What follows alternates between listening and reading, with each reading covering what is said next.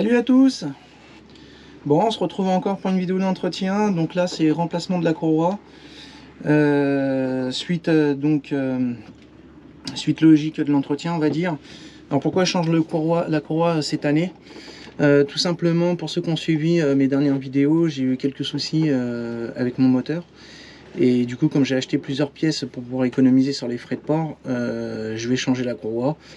Par contre, je garde l'ancienne courroie parce qu'elle est encore bonne. Là, je vais en mettre une neuve, comme ça au moins. L'impeller sera neuf, le thermostat sera neuf, la courroie sera neuve. La vidange, elle a été faite en début d'année. Là, j'ai fait... donc là, il marque 5 heures. 5 heures, donc il a fait 3 heures. 3 heures de moteur seulement. Donc voilà, tout est en ordre. Voilà, comme ça sera fait et puis ça vous fait une vidéo. Donc je vous montre.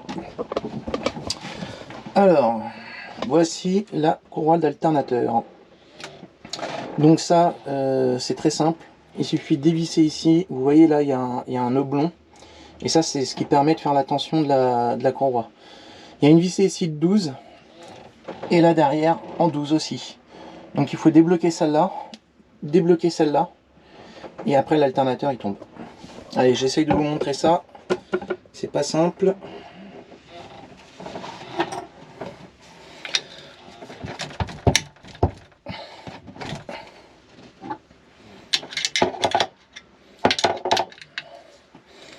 Alors, une petite technique pour ceux qui ne connaissent pas.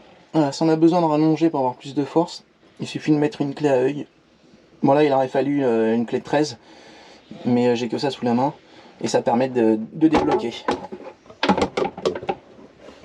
Après, avec une clé à douille, ça aurait été mieux. Mais j'en ai pas sur le bateau. Voilà. Alors derrière, il doit y avoir un écrou. Ouais, il y a un écrou. Là, une fois que c'est libre.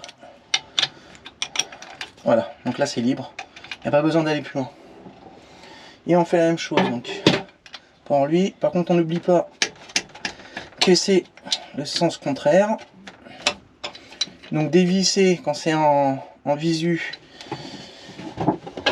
Donc on n'oublie pas.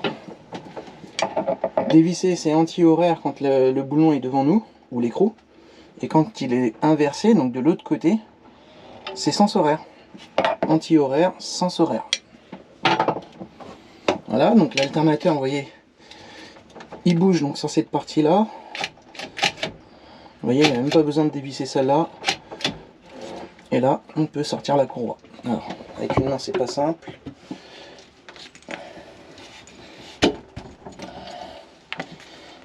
Hop, et voilà. Alors, je contrôle avec la neuve.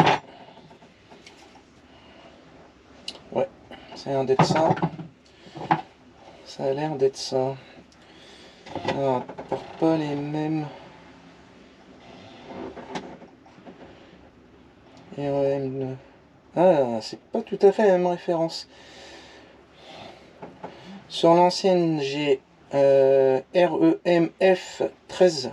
Non, 12,90 et sur la nouvelle, c'est 13,05. Alors, me demandez pas pourquoi, je ne sais pas. C'est peut-être la longueur, elle est peut-être un tout petit peu plus grande. On va le voir de toute façon tout de suite. Ouais, elle est trop grande. Voilà. Donc ça, c'est pas la bonne. Vous voyez, là, je suis à fond. Ça va pas. Donc c'est ça. Pour ça que c'est pas la bonne référence. Pourtant, c'est du Yanmar. Ah oui, effectivement, oui, j'avais pas fait gaffe. Et bah c'est pas grave, on va remettre l'ancienne. Et puis bah c'est comme si c'était une neuve.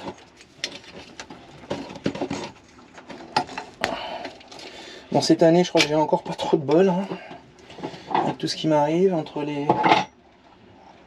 Alors...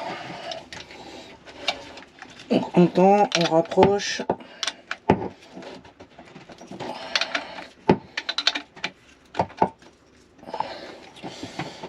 Voilà. Donc là, hop. Et là, un quart. Voilà. Donc si ça fait plus, et vraiment, là, bon là c'est dur après. Hein. C'est au juger aussi. Donc si ça fait plus, bah il faut tendre. Voilà, pas besoin de tendre comme un sauvage, ça va pas mieux fonctionner pour autant. Voilà.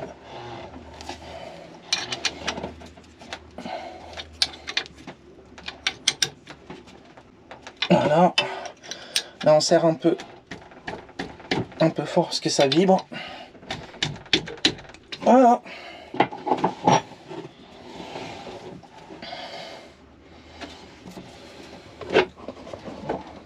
Alors faites pas comme moi. Donc la référence est REMF 1290. Donc le 1290 ça doit être la longueur justement. Voilà, donc il n'y a rien d'exceptionnel, hein. C'est un moteur qui est très simple comme je le disais. C'est donné à tout le monde. Il faut pas, voilà, bac plus 5 pour faire ça, il n'y a pas besoin, hein. Voilà, je pense que ça va être la dernière vidéo donc sur l'entretien général de ce moteur là. Et si un jour j'ai des pannes ou des réparations à faire, ça sera filmé. Allez, à bientôt, merci.